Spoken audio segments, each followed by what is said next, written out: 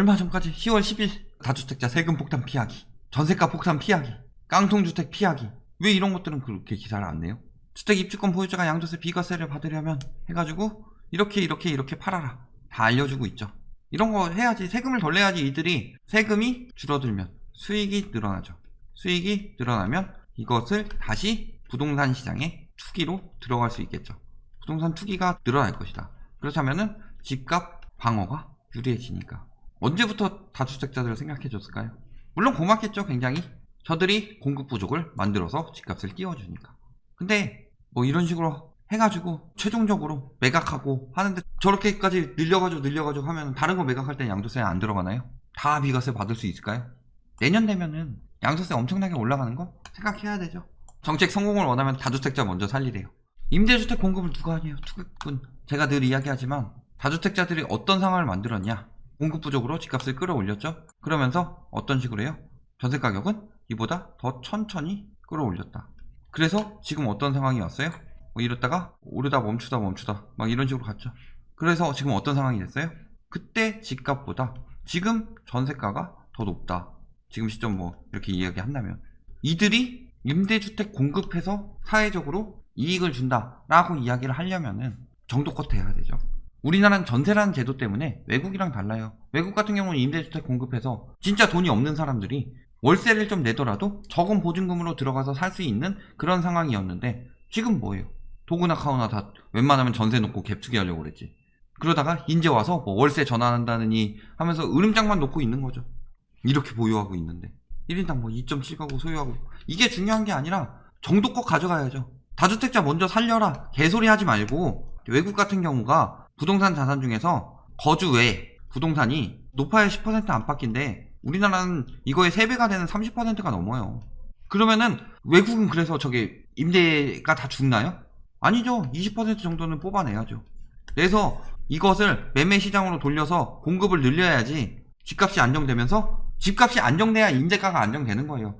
여태까지 다주택자들이 엄청나게 살아나는 그런 제도들이 많았었죠. 이번 정부 들어오기 전까지. 그러면서 어떻게 됐어요? 전세가가 부양책 쓰기 전에 매매가보다 높아졌다. 임대주택 안 살 수 있는데 임대주택을 전전하게 만들었다. 근데 이딴 소리 하고 있어요. 저거는 진짜 기자의 자질도 없죠. 저거는 지가 투기꾼 해가지고 지가 규제 엄청나게 반대하든가, 아니면 돈을 엄청나게 받아 처먹었든가, 아니면 누구한테 잘 보이려고 엄청나게 싸바싸바 해가지고 아부를 쓰든가, 셋 중에 하나밖에 안 되죠. 제가 늘 이야기하지만 불과 몇십 년 전이면 말도 안 하고 집값 폭등하는 시작인 초이노믹스와 부동산 3법 그리고 재건축 연화 완화 2014년에 이렇게 되면서 2015년부터 폭등하기 시작했다고 그랬죠. 그러면은 2015년의 매매 가격이랑 지금 전세 가격을 비교해보고 다주택자들이 임대주택 공급하는 것이 과연 사회에 긍정적인 현상을 보였냐, 아니면은 지들이 매매가 올리고 갭 줄이기 위해서 전세가 올리고 해가지고 사회를 파탄시켜놨냐, 보면 답은 뻔히 나와요. KB든 감정원이든 다 비교해봐요. 그런 자료나 들고 오고 얘기해요. 수익률 엄청나게 줄었죠. 0.9%면은 은행 이자보다 낮죠. 은행 예금 이자보다 낮다. 앞으로 다주택자들이 얼마나 저짓거리를 할까요? 그럼 다 지금 뭐 하고 있는 거예요? 저렇게 됐음에도 불구하고 집값은 계속 오를 것이다 라고 하면서 다주택자들의 매물을 영끌한테 털고 있다. 제가 늘 지금 계속 이야기하고 있어요. 왜 30대 수요들이 늘어났냐, 왜 부자들 부동산 비중이 줄었냐, 이런 거 보면은 다 답이 나오는 거다. 그리고 내년부터 양도세 올라가죠. 다주택자 10%포인트씩. 그리고 4월 이전 꼭 팔아야 하는 이유. 아휴, 공동주택 4월에 공시가격 조사에서 발표하니까 그 이전에 팔아라 라고 이야기하는데, 그래봤자 책정은 6월인데 4월 지나면 다시 오를 것이다. 더 빨리 올리려고 하는 거죠.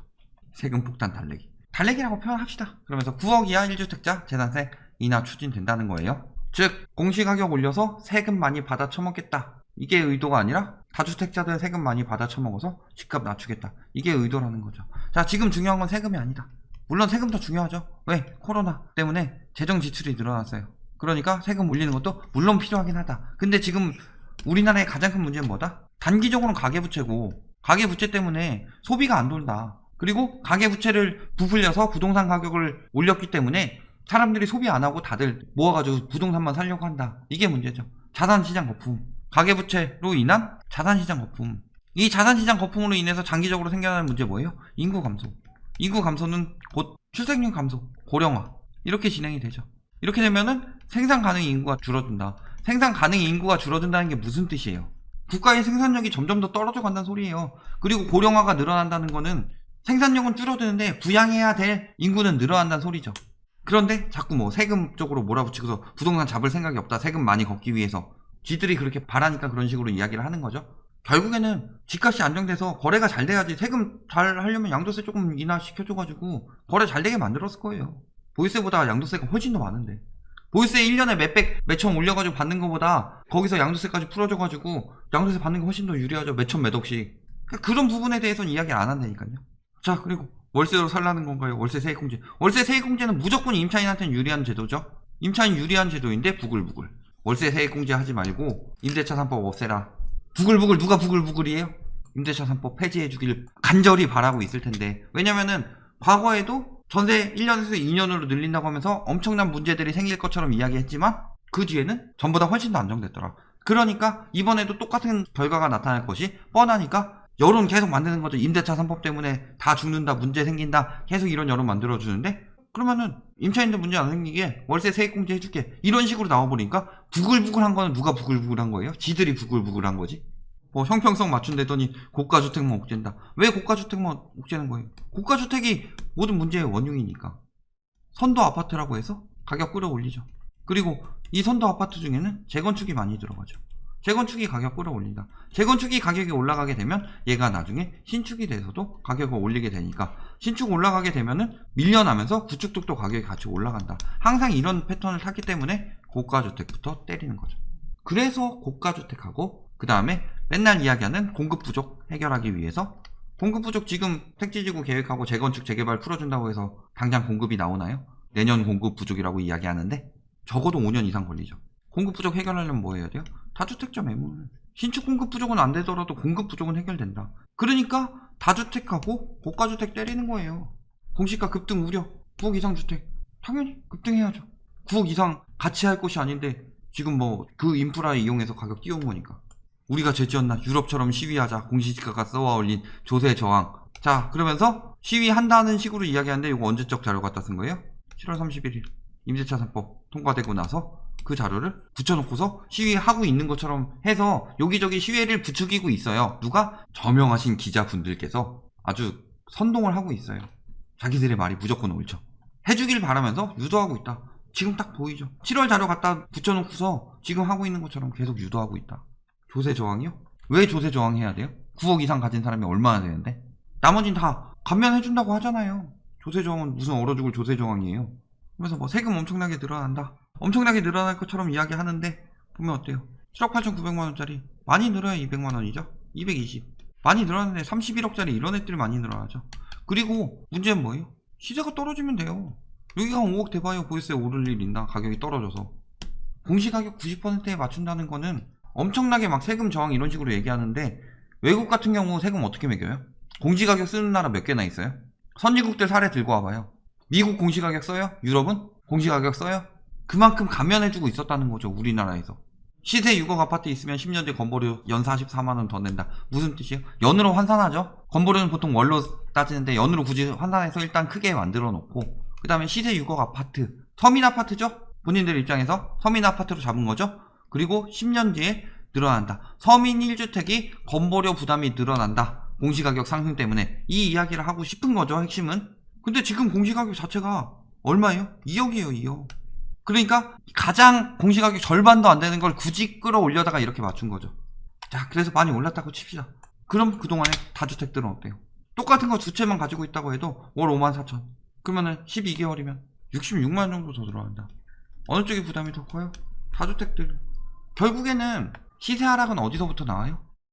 부동산은 수요와 공급이라고 이야기를 가장 많이 하죠. 그러면서 맨날 공급 부족 이야기하는데, 수요와 공급에서 가장 문제가 됐던 것들은 다주택자들이다. 그동안 10년간 공급했던 주택 중에서 50% 이상을 다주택자들이 가져가기 때문에 실수요들과 공급에 대한 엄청난 문제가 생겼다. 그러니까 다주택 투기는 무조건 차단해야 하죠. 왜냐면 요거는 투자재가 아니라 솔직히 필수재니까, 주택 같은 경우는. 그렇다면은 수요와 공급을 맞추기 위해서 어떻게 해야 되느냐 했을 때, 다주택계에 부담을 많이 주게 되면은 다주택 매물이 점점 더 늘어날 수밖에 없다. 그럼 다주택 매물이 많이 나오게 되면서 공급이 늘어나면 수요 공급에 따라서 가격이 안정될 수밖에 없다. 이건 저금리 수요 늘리는 건데 대출 규제가 들어가기 때문에 저금리는 영향 없고 솔직히 전세가 올리는 거? 이것도 결국엔 매매가 떨어지면 같이 떨어지게 돼 있어요. 즉 다주택 매물 앞으로 점점 더 위험해지고 있다는 거죠. 지금 얘기 나왔죠. 건보료, 종부세, 양도세, 설상가산, 복잡해진 다주택. 거기다가 임대소득이 비과세 대상에서 과세 대상으로 전환됐어요. 세금도 있고 여기서 건보료. 솔직히 말할까요? 2천만원 이하의 임대소득이 아니라 근로소득 올린 사람들은 건보료 냈죠. 저 사회 초창기에도 학교 같은 데서 시간 강사 일할 때도 있었는데 그럴 때도 건보료는 다 냈어요. 근데 왜 주택 임대소득에 대해서는 건보료를 안 냈었죠?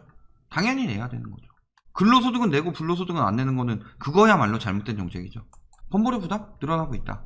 그러니까 이제 뭐라 그래요? 공시가격 상승 나비 효과로 건보료 늘고 뭐 연금 장학금 탈락한다. 자, 장학금 탈락할 정도로 집값이 많이 오른 집이면 가난한 게 아니니까 장학금 받는 건 안 되는 거죠. 그다음 기초연금, 이게 문제죠. 집값이 많이 올랐더라도 노인분들이 기초연금 받아야 되는데 공시가격 올라서 기초연금 못 받는다. 그러면서 뭐라 그래요? 기초노령연금 신청한 9,593명 중 4,138명이 대상에서 배제됐다. 그것 때문에 기초연금을 못 받아요. 기초연금은 소득 하위 70%에 해당하는 65세 이상 고령자에게 지급된다. 자, 그러면은 자 이렇게 있었어요. 하위 70% 선이 이렇게 있죠. 그렇다면은 여기서 몇 명이 못 받는다는 거는 70% 이상으로 넘어갔다는 얘기죠. 상위 30%에 된다는 얘기죠. 그렇다면은 그만큼 요 밑으로 내려오는 수요들이 생기죠. 즉 문제는 없어요.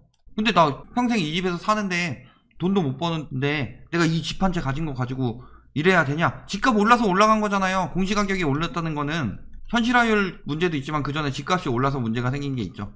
그렇다면 집값이 올랐으면 주택연금으로 가면 되죠. 그러면 이 이상 기초연금 이상 받는데 거주에 문제 생기나요? 그런다고 해서. 그래서 이번에 막 공시가격 13억 정도 되니까 공동명의에서 하면은 1억 까면은 뭐 종부세 얼마 안 나오니까 매물 생각보다 그렇게 안 나올 거다 떨어진다는 얘기하던 사람들도 이런 얘기 하고 있어요. 그렇다면 다주택자들 얼마나 많이 호도하겠어요. 근데 공시가격이 올라버리면 그게 안 되죠. 왜? 공시가격이 12억 원. 그래서 재작년만 해도 어떻게 됐어요? 공동명의가 더 저렴했죠. 공제 받으니까. 근데 공시가격이 현실화하면 현실화할수록 공동명의가 더 늘어난다. 그렇다는 건 일단은 특히 고가 공시가격이 12억 넘어가면 넘어갈수록 공동명의에 불리해진다. 왜요? 단독명의일 경우는 9억 가지고 공동명의는 12억까지 공제가 되는데 그 이유는 세액 공제가 안 되기 때문이죠. 고령자 공제, 장기보유 공제 이런 거 다 공동명의에 안 들어간다. 단독명의에만 들어간다. 그렇다고 다시 세금 줄이려고 공동명의 바꿨는데 다시 단독명의로 가야죠. 증여세와 증여취득세 등을 합쳐서 1억가량 나온다. 이런 거 생각해 봤을 때 1억 이상 오를 걸 생각하고 종부세가 계속 강화되고 있음에도 그럼에도 증여를 하느냐 아니면은 파느냐 생각해 봤을 때 답이 점점 더 가까워지고 있죠. 결론, 이번에 나온 이야기 사실상 이걸로 호도가 굉장히 많이 나올 수가 있어요. 9억 이하의 경우는 부담을 낮추고 9억 이상의 경우는 부담을 높였다. 그러니까 이쪽에서 뭐 가격이 뛴다느니 매물이 안 나온다느니 뭐 이런 식으로 계속 호도가 나올 수 있는데 결국 중요한 거는 9억 한 채를 가지고 있는 게 아니라 3억 가지고 있는 다주택자들 부담이 늘어난다는 거죠. 다주택 부담이 심해진다. 다주택 부담이 심해지기 때문에 이 9억 이하의 매물들도 꽤 많이 풀리게 될 것이다. 더 이상 버티기가 힘들어지는 거죠.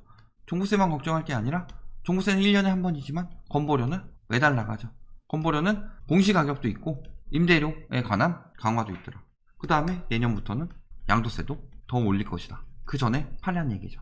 내년부터 장특공제, 거주요건 넣었죠. 이렇게 강화되고 있는데 제가 늘 이야기하지만 그래도 버틸 수 있는 분들은 세금 많이 내시고 끝까지 버텨라. 분명히 못 버티는 사람들은 생길 것이고 못 버티는 다주택자들 매물로 인해서 하락은 시작될 것이다. 여기까지 말씀드리겠습니다.